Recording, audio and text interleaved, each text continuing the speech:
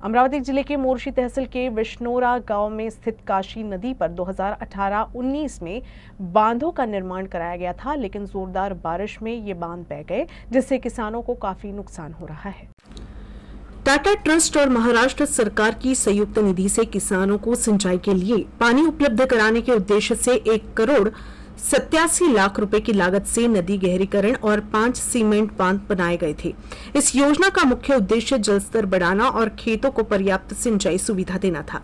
4 kilometre लंबी नदी का गहराईकरण कर जल सिंचाई की व्यवस्था की गई थी, जिससे नदी में पानी रुकता और किसानों की उपज में बढ़ोतरी होती।